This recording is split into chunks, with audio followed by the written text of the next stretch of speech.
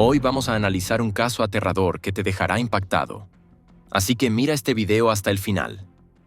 La policía recibió una llamada urgente de una mujer local que había estado conduciendo por una carretera cerca del río. Durante su recorrido, notó algo inusual cerca de un árbol que estaba ligeramente apartado del camino. Curiosa y preocupada, decidió detenerse para mirar más de cerca. Al acercarse, quedó horrorizada al darse cuenta de que lo que había visto eran los restos de un cuerpo humano. Poco después, tanto agentes del FBI como la policía local llegaron al lugar para verificar el perturbador hallazgo de la mujer. Identificaron el cuerpo sin vida como el de una joven llamada Jessica Dishon. La escena era espantosa. Varios de sus dedos y extremidades estaban ausentes, y sus piernas estaban fuertemente atadas con una cuerda.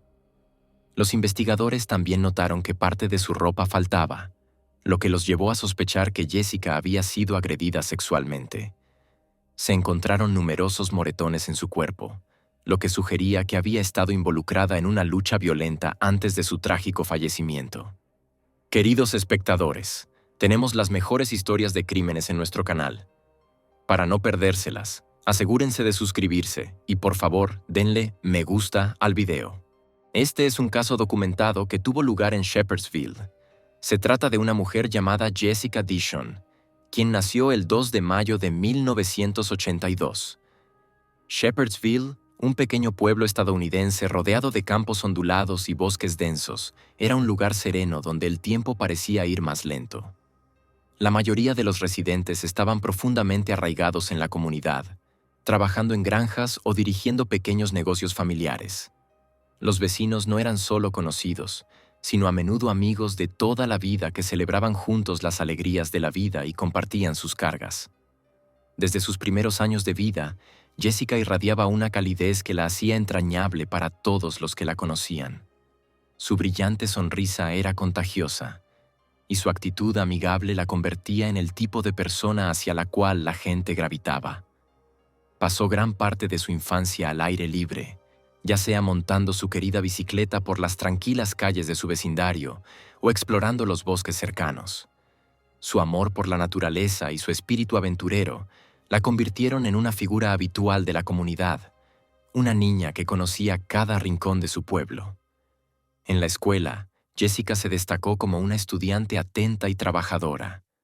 Sus maestros a menudo hablaban de su dedicación a los estudios y de su inquebrantable curiosidad. Se destacó especialmente en arte y literatura, donde su vívida imaginación y talento para contar historias brillaban. Muchas de sus tareas estaban llenas de dibujos y ensayos que mostraban una creatividad más allá de su edad. Sus maestros la elogiaban con frecuencia por su determinación y a menudo la describían como un faro de positividad en el aula. Para cuando llegó a la adolescencia, Jessica se había convertido en una joven vibrante con una personalidad magnética. Tenía un sólido círculo de amigos que la apreciaban por su humor, amabilidad y energía inagotable. Jessica era el alma de la fiesta, capaz de levantar el ánimo de todos a su alrededor con facilidad. Jessica tenía 2 hermanos menores. Desde temprana edad, ayudó a sus padres con ellos, demostrando ser responsable y confiable. Esto le inculcó un sentido de independencia y madurez que sus padres valoraban profundamente. Sus contribuciones al hogar no pasaron desapercibidas, y sus padres a menudo expresaban su gratitud por su generosidad. Cuando Jessica cumplió 15 años, consiguió un trabajo de medio tiempo en un restaurante local, decidida a ahorrar dinero para su primer auto. Su sueño era tener un Pontiac rojo, un símbolo de libertad e independencia que anhelaba. Gracias a su determinación y arduo trabajo, logró cumplir ese sueño unos años después, conduciendo su querido coche con orgullo. A pesar de su empleo y responsabilidades, Jessica mantenía excelentes calificaciones y tenía planes ambiciosos para su futuro. Soñaba con convertirse en contadora y trabajaba incansablemente para hacer realidad ese sueño. Para el otoño de 1999, cuando comenzó su último año de secundaria, su vida parecía estar llena de promesas. Tenía un novio estable, una familia que la apoyaba y un futuro lleno de potencial. En la mañana del viernes 10 de septiembre, el día de Jessica comenzó como cualquier otro. Sus hermanos menores fueron a la parada del autobús y se fueron a la escuela. Jessica se quedó en casa y se suponía que debía conducir hasta la escuela en su coche poco después de que sus hermanos salieran. Sin embargo, a medida que avanzaba la mañana, comenzaron a suceder una serie de eventos extraños y perturbadores. Alrededor del mediodía, la madre de Jessica regresó a casa inesperadamente y de inmediato notó algo extraño. El coche de Jessica estaba estacionado frente a la casa, a pesar de que a esa hora debería estar en la escuela.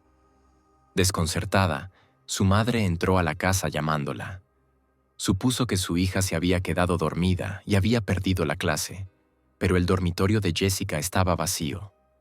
Luego pensó que quizás Jessica le había pedido a su padre que la llevara a la escuela, pero una llamada a él descartó esa posibilidad. Él se había ido solo al trabajo esa mañana. Preocupada, la madre de Jessica decidió revisar el coche. Sin embargo, en cuanto se acercó al vehículo, vio una escena perturbadora. Primero, la puerta del conductor estaba ligeramente abierta. Segundo, el teléfono móvil de Jessica estaba en el asiento con los números 9 y 1 en la pantalla. Debajo del asiento delantero, uno de los zapatos de Jessica estaba tirado, y sus llaves también estaban en el suelo.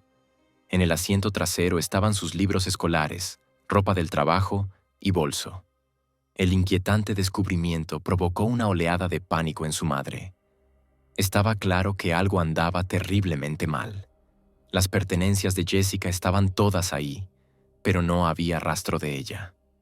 La casa de la familia estaba ubicada en las afueras del pueblo, lejos de cualquier carretera principal, por lo que habría tenido que recorrer varios kilómetros a pie. Los padres de Jessica llamaron a la escuela solo para escuchar que su hija no había asistido a clases. De algún modo, la escuela no los había notificado al respecto, como debería haber hecho. Horas más tarde, la mejor amiga de Jessica del restaurante donde ambas trabajaban llamó, preocupada porque Jessica no se había presentado a su turno. Estas señales crecientes de preocupación llevaron a sus padres a contactar a la policía. Sin embargo, su pedido de ayuda fue recibido con indiferencia. El alguacil, desestimando sus preocupaciones, sugirió que Jessica probablemente se había ido por su cuenta y que regresaría a casa sola. No tomó en cuenta la evidencia inquietante, los números 9 y 1 en la pantalla del teléfono, el zapato abandonado y el hecho de que el coche de Jessica estaba sin seguro con sus pertenencias dentro. Frustrados y con el corazón roto, no les quedó más remedio que volver a casa. Después de eso, los padres de Jessica decidieron tomar el asunto en sus propias manos. Comenzaron a comunicarse con familiares, amigos y conocidos, con la esperanza desesperada de que alguien la hubiera visto o sabido algo de ella. A pesar de sus esfuerzos, nadie tenía información. Con creciente temor, la familia organizó una búsqueda en todo el pueblo, recorriendo calles, parques y áreas abandonadas, pero no encontraron rastro de Jessica. Sus padres estaban invadidos por una abrumadora sensación de impotencia al caer la noche y no tener aún ninguna pista de su hija. A la mañana siguiente, cada vez más desesperados, los padres de Jessica regresaron a la oficina del alguacil para informar que todavía estaba desaparecida. Esta vez, el alguacil envió a 2 oficiales a inspeccionar su coche. Sin embargo, la situación solo se volvió más frustrante. Los oficiales examinaron el vehículo sin guantes, lo que podría haber contaminado pruebas vitales, y no realizaron una investigación adecuada en la habitación de Jessica. Un paso que es parte del protocolo estándar en casos como este. Decididos a seguir buscando, los padres de Jessica decidieron pedir ayuda a los medios de comunicación locales. Contactaron a los medios de prensa y distribuyeron volantes con la foto de Jessica y los detalles de su desaparición. Amigos, vecinos y familiares se unieron al esfuerzo, apoyando a la familia en su momento de necesidad. El padre de Jessica y su hermano Stanley, ambos conocedores del pueblo y sus alrededores, encabezaron la búsqueda en algunas de las áreas más remotas. Su principal enfoque fue un tramo de tierra cerca de un río local, conocido por su vegetación densa y su reputación como lugar de actividades ilícitas. A pesar de horas de búsqueda en ese terreno espeso y difícil, no encontraron rastro de Jessica. A la mañana siguiente, ocurrió algo profundamente inquietante. Mientras los padres de Jessica estaban en casa, su hijo pequeño, que había estado jugando en el jardín, corrió adentro con el rostro pálido de miedo. Afirmó que había escuchado un grito de auxilio que sonaba exactamente como la voz de su hermana. Alarmado, el padre de Jessica tomó su escopeta y salió corriendo, escaneando los alrededores en busca de cualquier señal de ella. Al mismo tiempo, Stanley llegó a la casa y se unió inmediatamente a la búsqueda. Mientras observaban los alrededores, su atención fue captada por una visión inusual. Humo saliendo de la propiedad de su vecino, David Brooks, un hombre de 40 años que vivía cerca. Al acercarse con cautela, vieron que Brooks estaba quemando lo que parecía ser ropa en un pozo de fuego en su terreno. La escena les provocó escalofríos. El padre de Jessica, intentando mantenerse tranquilo, le pidió a Brooks permiso para registrar su propiedad. Sin embargo, Brooks se negó rotundamente, insistiendo en que se marcharan de su terreno de inmediato. La interacción dejó a la familia aún más sospechosa. El comportamiento de Brooks había cambiado drásticamente desde la desaparición de Jessica. Antes era un vecino con el que habían tenido interacciones amistosas, pero ahora actuaba de manera extraña, conduciendo lentamente frente a su casa y mirándolos con una sonrisa siniestra. A esto se sumaron las llamadas telefónicas anónimas que los padres de Jessica comenzaron a recibir. En esas llamadas, la persona al otro lado de la línea no decía nada. Permanecía en silencio, salvo por una respiración pesada. Aunque no podían probarlo, los padres de Jessica sospechaban firmemente que Brooks estaba detrás de esas inquietantes llamadas. Tras presenciar a Brooks quemando ropa, los padres de Jessica decidieron que era hora de volver a involucrar a la policía.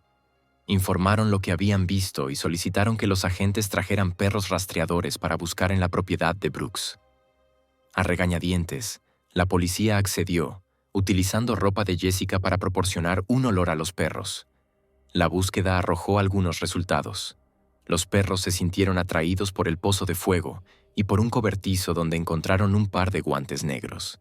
Sin embargo, la policía no logró vincularlo con la desaparición de Jessica, y una vez más se retiraron con las manos vacías. Frustrado y desanimado por la aparente falta de determinación de la policía, el padre de Jessica decidió escalar el asunto al FBI. Normalmente, el FBI duda en intervenir en casos de personas desaparecidas a menos que se cumplan ciertos criterios, pero los detalles perturbadores que rodeaban el caso de Jessica los impulsaron a actuar. Los agentes comenzaron inmediatamente una investigación exhaustiva. La participación del FBI marcó un punto de inflexión. Los investigadores recolectaron huellas dactilares del cuarto de Jessica y de su auto, asegurando pruebas potenciales que anteriormente se habían pasado por alto. Los objetos de ambos lugares fueron cuidadosamente catalogados y enviados a laboratorios especializados para su análisis. Mientras tanto, los agentes organizaron una amplia búsqueda terrestre, con la ayuda de helicópteros para escanear grandes áreas, y coordinaron con voluntarios locales que estaban ansiosos por colaborar.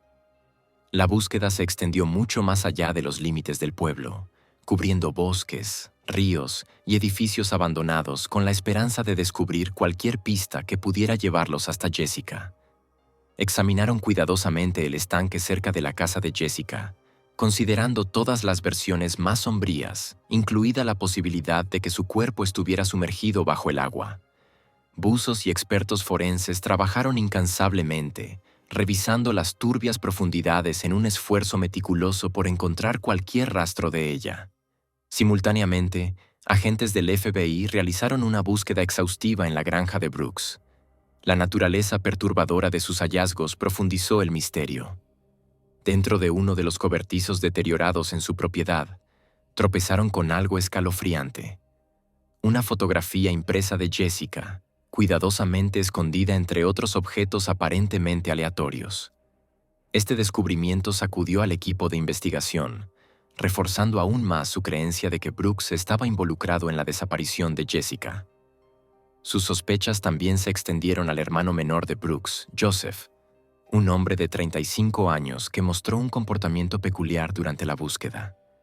Mientras los investigadores registraban su propiedad, Joseph rondaba cerca, evitando el contacto visual y murmurando entre dientes. Sin embargo, a pesar de estas observaciones inquietantes, la búsqueda no arrojó evidencia suficiente como para justificar un arresto. Frustrados pero no disuadidos, el FBI y las autoridades locales volvieron a centrar su atención en la zona circundante, convencidos de que Jessica había tenido un trágico final y que su cuerpo aún podía ser encontrado. 17 días después de la desaparición de Jessica, el 27 de septiembre, la investigación dio un giro devastador. La policía recibió una llamada de una mujer local que había estado conduciendo cerca del río donde el padre de Jessica había buscado en los primeros días. La mujer había notado algo inusual cerca de un árbol justo al borde del camino. Impulsada por la curiosidad y la preocupación, se detuvo para investigar. A medida que se acercaba, se dio cuenta de que eran los restos de un cuerpo humano e inmediatamente llamó a las autoridades. Agentes del FBI y la policía local llegaron al lugar para confirmar el sombrío hallazgo de la mujer. El cuerpo sin vida pertenecía a una joven, a la que le faltaban varios dedos y extremidades. Las piernas de la víctima estaban atadas con una cuerda que presentaba vetas de pintura roja y plateada. Además, partes de su ropa estaban ausentes, lo que llevó a los investigadores a sospechar que había sido agredida sexualmente. Debido al avanzado estado de descomposición, los primeros intentos de confirmar la identidad del cuerpo fueron inconclusos. Los detectives fueron a la casa de la familia de Jessica para informar a sus padres y solicitar su ayuda para identificar los restos. Abrumado por el dolor, el padre de Jessica no pudo reunir el valor para ver el cuerpo. Su madre, reuniendo un inmenso coraje, accedió a ir al lugar. Al principio, le costó reconocer a su hija. Sin embargo, al inspeccionar los restos más de cerca, notó un pequeño tatuaje de mariposa, idéntico al de Jessica. Este desgarrador detalle confirmó sus peores temores. Más tarde, expertos médicos identificaron oficialmente el cuerpo como el de Jessica y determinaron que la causa de la muerte fue estrangulamiento. La autopsia reveló múltiples moretones, lo que indicaba una lucha violenta. Lo más espantoso de todo fue que el análisis forense concluyó que Jessica había estado viva aproximadamente 3 días después de su secuestro. A la luz de este descubrimiento, el FBI volvió a centrar su atención en Brooks, interrogándolo con renovado ímpetu. Durante su primera entrevista, Brooks afirmó haber visto a Jessica cerca de su casa la mañana de su desaparición. Sin embargo, durante este segundo interrogatorio, su historia cambió. Ahora insistía en que no la había visto en absoluto ese día y afirmaba que había estado en casa, en la cama, con su esposa durante el periodo en cuestión. Los detectives entrevistaron a su esposa, quien contradijo su versión, desmoronando aún más la credibilidad de Brooks. Presionado por respuestas, se le preguntó a Brooks cómo reaccionaría si sus huellas dactilares fueran encontradas en el cuerpo de Jessica.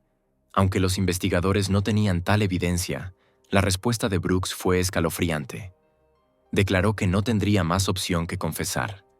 Su comportamiento errático y el posterior fracaso en una prueba de polígrafo llevaron al FBI a arrestarlo y preparar el juicio, a pesar de la falta de pruebas directas que lo vincularan con el asesinato.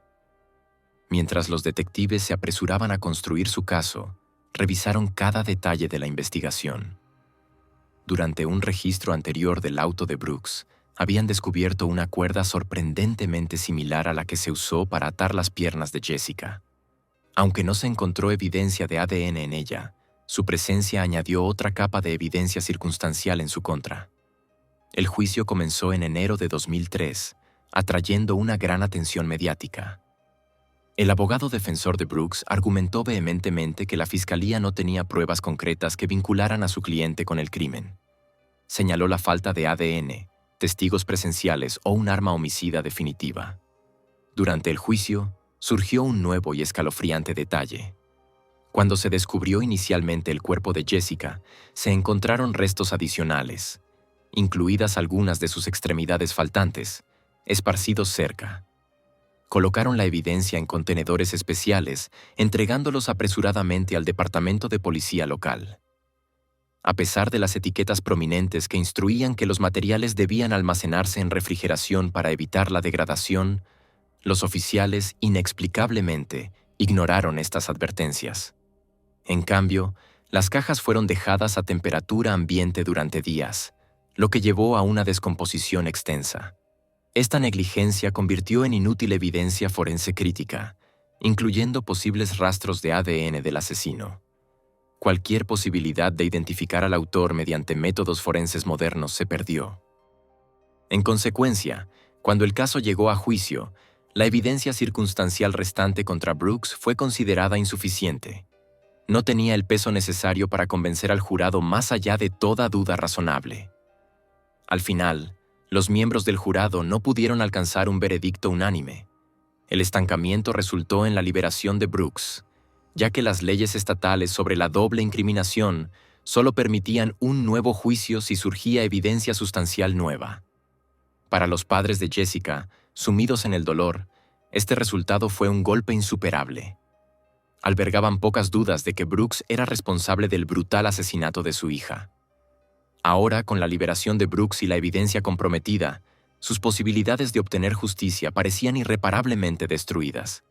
Para finales de la década siguiente, el asesinato de Jessica DeShawn era solo un recuerdo distante para todos, excepto para su familia. Sin embargo, en 2012, una chispa de esperanza se reavivó cuando la detective Lynn Hunt se unió al departamento de policía local. Su mandato incluía reabrir casos sin resolver, y entre ellos, el asesinato de DeShawn destacó de inmediato.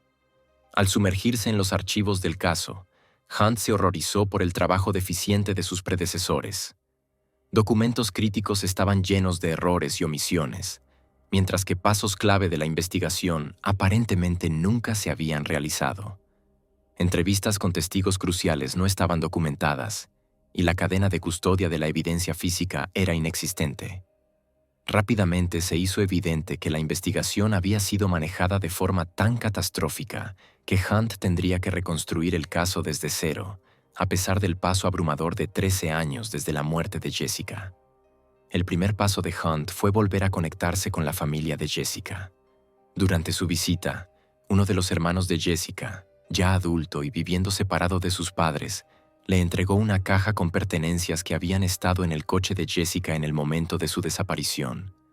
Estos artículos, devueltos a la familia años atrás por la policía, habían sido guardados por su hermano desde entonces.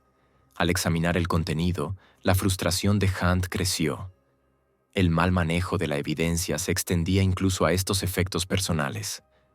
No solo habían sido almacenados de manera inadecuada, sino que no había indicación de que hubieran sido sometidos a ningún análisis forense significativo. Ahora, después de tantos años, era poco probable que esos objetos pudieran ayudarla, pero ella continuó diligentemente examinando todo lo que podía encontrar. En el transcurso de su investigación, Hunt descubrió un detalle intrigante enterrado en los archivos. Los registros médicos de Brooks revelaban que su coeficiente intelectual era de solo 61, muy por debajo del promedio. Esta revelación arrojaba una nueva luz sobre su comportamiento y declaraciones durante la investigación inicial. Una persona con tales limitaciones cognitivas podría tener dificultades para comprender preguntas complejas o articular respuestas claras, lo que planteaba la posibilidad de que el comportamiento extraño de Brooks, antes considerado incriminatorio, fuera simplemente un reflejo de sus desafíos intelectuales. Hunt comenzó a cuestionar si Brooks tenía alguna conexión con el crimen. Con esta duda en mente, Hunt amplió su enfoque. Si Brooks no era el autor, entonces ¿quién podría haber cometido el asesinato? Examinó minuciosamente a todos los relacionados con el caso, o que vivían cerca de la familia DeShawn en el momento de la desaparición de Jessica. Su exhaustiva investigación se extendió por 2 años, arrojando pocos indicios.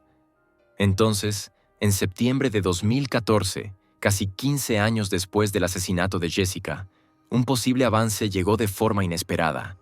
Un colega de otro departamento llamó a Hunt con información intrigante. Un recluso en una prisión estatal de Kentucky se había presentado, afirmando conocer la identidad del asesino de Jessica Dishon.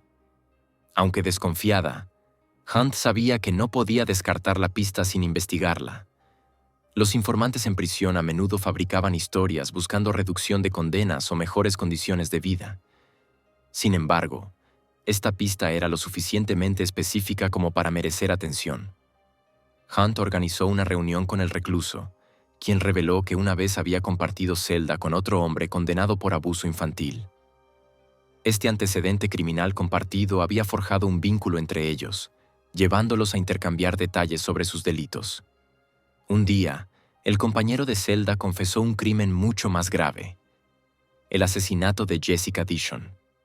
El informante entonces dijo un nombre que dejó a Hunt atónita: Stanley Dish, el tío de Jessica y hermano del padre de ella. El informante afirmó que Stanley no solo había asesinado a Jessica, sino que también la había abusado sexualmente durante años mientras vivía en la casa familiar. Amenazaba con matarla a ella o a alguien cercano si alguna vez hablaba del abuso. Durante años, Jessica vivió bajo la opresiva sombra de las amenazas de Stanley, incapaz de confiar en nadie sobre el tormento que sufría. En la primavera de 1999, cuando Jessica comenzó a salir con un novio, la paranoia de Stanley se intensificó. Temía que su nueva relación la llevara a confesar el horrible secreto que había sido obligada a guardar. Para el 10 de septiembre, su ansiedad se convirtió en una acción desesperada. Esa mañana, Stanley llegó a la casa de Jessica con el pretexto de una visita casual, pero sus intenciones eran mucho más oscuras. Jessica estaba afuera, cargando su coche con pertenencias personales mientras se preparaba para salir. Stanley se le acercó con una actitud amenazante. Le exigió que terminara de inmediato su relación con el novio, pero Jessica, ahora fortalecida por el apoyo de alguien que se preocupaba por ella, se negó. Furioso, Stanley intensificó sus amenazas, prometiendo destruir su vida si no obedecía. Cuando Jessica amenazó con denunciarlo si no la dejaba en paz, la compostura de Stanley se quebró por completo. Ella intentó alcanzar su teléfono para llamar al 911, pero Stanley se abalanzó sobre ella. Jessica logró zafarse y huyó hacia la casa, cerrando la puerta tras de sí. Stanley la siguió, enfurecido, y se metió en su habitación donde la golpeó, dejándola momentáneamente aturdida. Usando las sábanas de su cama, la ató con fuerza, ignorando sus gritos y súplicas. Luego la obligó a subir a su vehículo y la condujo a un cobertizo abandonado escondido en los densos bosques, no muy lejos de donde más tarde sería descubierto su cuerpo. Durante varios días aterradores, Stanley mantuvo a Jessica cautiva, sometiéndola a abusos y torturas indescriptibles. Sus gritos de auxilio quedaron sin respuesta en ese lugar aislado. Cuando la paranoia de Stanley alcanzó su punto máximo, decidió acabar con su vida. Después de matarla, arrastró su cuerpo hasta un área visible cerca de la carretera, con la esperanza de que el hallazgo provocara un frenesí mediático. Para confundir aún más a los investigadores, le quitó algunas extremidades a Jessica, un acto atroz destinado a sugerir la implicación de traficantes de sustancias prohibidas. Enterró las sábanas bajo el cobertizo y, para complicar aún más la investigación, desechó uno de sus zapatos bajo un árbol quebrado cercano. La detective Hunt, al escuchar este espeluznante relato del informante carcelario, estaba horrorizada y escéptica a la vez. Sin embargo, un detalle resaltó: la desmembración del cuerpo de Jessica. Esta información nunca había sido revelada al público. Solo los parientes más cercanos de Jessica y el equipo de investigación estaban al tanto de ese detalle, lo que otorgaba una credibilidad significativa a las afirmaciones del informante. Decidida a verificar la historia, Hunt optó por buscar las pruebas enterradas. Debido a los recursos limitados del Departamento de Policía local, solicitó la ayuda de la familia de Jessica. Sin revelar sus sospechas sobre Stanley, pidió al hermano de Jessica y a algunos otros familiares que se unieran a la búsqueda. El primer día, una lluvia incesante cayó sobre ellos, convirtiendo el suelo en un lodazal y dificultando enormemente el avance. A pesar del mal tiempo, Hunt y su pequeño equipo, incluido el hermano de Jessica, cavaron sin descanso en las áreas descritas por el informante. Exhaustos y empapados, se vieron obligados a suspender la búsqueda al caer la noche. La decepción era palpable, pero la determinación de Hunt seguía intacta. Temprano a la mañana siguiente, Hunt y el hermano de Jessica salieron nuevamente, decididos a continuar la búsqueda. Mientras conducían por una carretera estrecha y sinuosa, el hermano de Jessica de repente señaló un granero abandonado que había sido pasado por alto el día anterior. La estructura estaba en ruinas, con el techo parcialmente derrumbado y un aire de inquietante quietud alrededor. Intrigados y esperanzados, decidieron investigar. Dentro del granero, entre vigas rotas y escombros, comenzaron a cavar. Casi de inmediato, su persistencia dio frutos. Bajo el suelo compactado, desenterraron una sábana. El patrón descolorido de la tela era inconfundible. Coincidía perfectamente con la ropa de cama de Jessica. Fue un momento conmovedor, cargado de alivio y tristeza. Hunt preservó cuidadosamente la evidencia, tratándola como si fuera un artefacto de incalculable valor. La llevó de regreso a la casa de los Dishan para su verificación. El dormitorio de Jessica, intacto y congelado en el tiempo desde su desaparición, proporcionó la confirmación crucial. Faltaban sábanas en su cama, y el patrón de la sábana recuperada coincidía perfectamente con el resto del juego de cama. Este hallazgo marcó un punto de inflexión en la investigación, un avance largamente esperado. Stanley fue arrestado poco después y llevado a interrogatorio. A pesar de mantener su inocencia, su comportamiento durante el interrogatorio mostraba fisuras en su compostura. Evitaba el contacto visual y se movía inquieto, comportamientos que delataban su incomodidad. Aunque se negó a confesar, el peso de las pruebas en su contra iba en aumento. La sábana recuperada, combinada con los testimonios y las pruebas circunstanciales, dejaban poco margen para la duda. Stanley fue acusado del asesinato de Jessica, y comenzaron en serio los preparativos para el juicio. Las revelaciones devastaron a la familia de Jessica, causando una profunda conmoción en sus vidas. Su padre, en particular, luchaba por reconciliarse con la horrible verdad. Saber que su propio hermano había cometido un acto tan monstruoso contra su hija era casi insoportable. Al principio, se aferró a la negación, negándose a creer en la evidencia que tenía frente a él.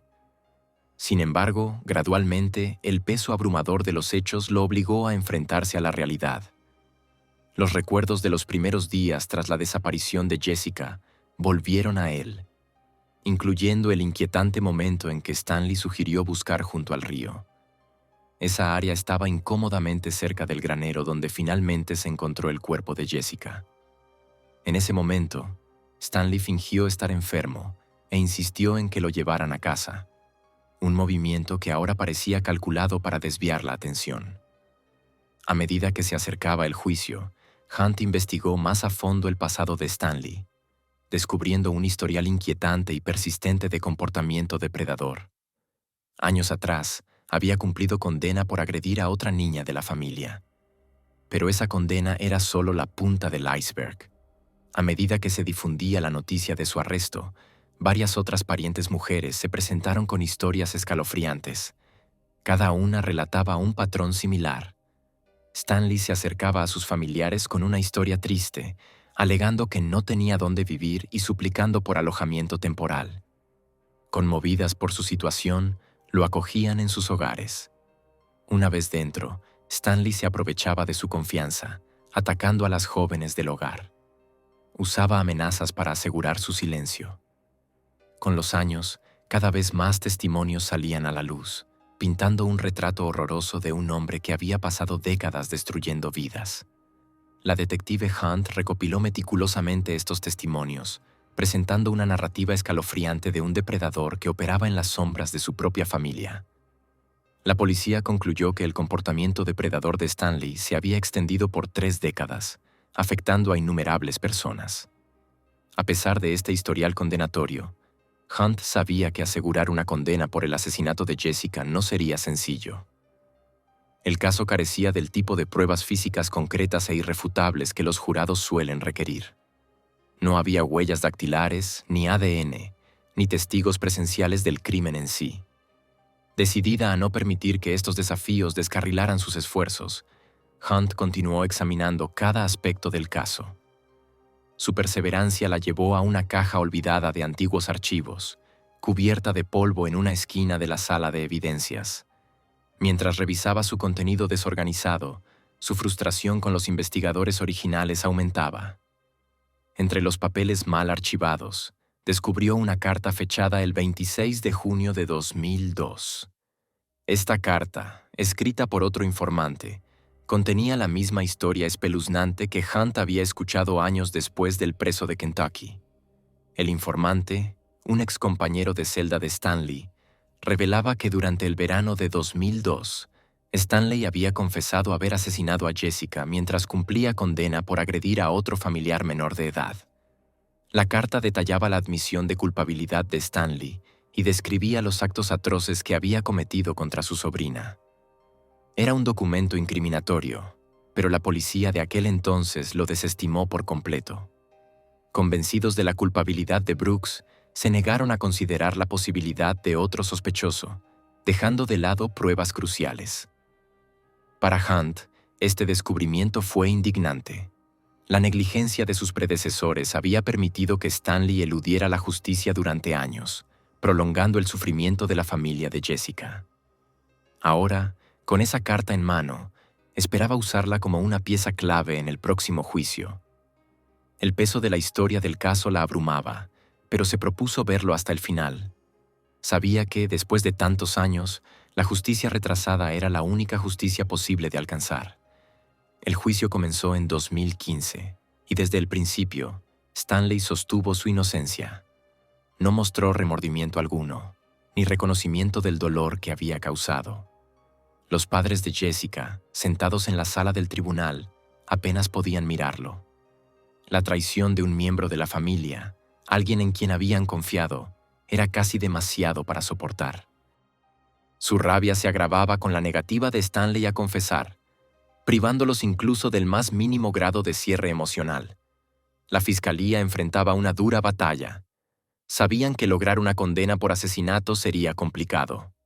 La falta de evidencia física sólida debilitaba su caso, obligándolos a depender en gran medida de pruebas circunstanciales y testimonios. A esto se sumaba la necesidad de abordar los otros cargos contra Stanley, los relacionados con las agresiones sexuales a otras jóvenes de la familia. Para proceder con esos cargos, cada víctima tendría que subir al estrado y relatar los detalles del abuso. Era una perspectiva desgarradora para esas mujeres, muchas de las cuales habían pasado años tratando de dejar atrás el trauma infligido por Stanley. Ante estos desafíos, la fiscalía decidió ofrecer un acuerdo de culpabilidad a Stanley. Acordaron retirar la pena de muerte a cambio de su confesión, tanto por los abusos a sus familiares como por el asesinato de Jessica. Al final, él aceptó y se declaró culpable. Como parte del acuerdo, no se le exigía revelar detalles específicos de los crímenes. Los padres de Jessica, quienes deseaban conocer toda la verdad, no estaban satisfechos con esto, pero Stanley permaneció en silencio. Bajo los términos del acuerdo, el asesino recibió una condena de 20 años de prisión, con posibilidad de libertad condicional después de 15. Dado que tenía 56 años en el momento de la sentencia, Stanley podría ser liberado a los 71. En 2019, Stanley concedió su primera entrevista, afirmando que no había matado a Jessica. Según él, estaba en el trabajo esa mañana, pero después de 2 décadas, era imposible verificarlo. En cuanto a David Brooks, los detectives aún no descartan su posible participación menor en el caso. Stanley lo conocía y pudo haberle pedido ayuda para deshacerse de las pertenencias de la víctima. Dado el bajo coeficiente intelectual de Brooks, es posible que no comprendiera del todo la situación. Es probable que él haya quemado la ropa de la chica en la hoguera y que Stanley le entregara los guantes con el olor del cuerpo que los perros detectaron. También es posible que él haya dejado la foto de Jessica en el cobertizo de Stanley para incriminarlo. Sin embargo, la verdad puede que nunca se sepa, ya que Brooks falleció en 2021 debido a problemas cardíacos.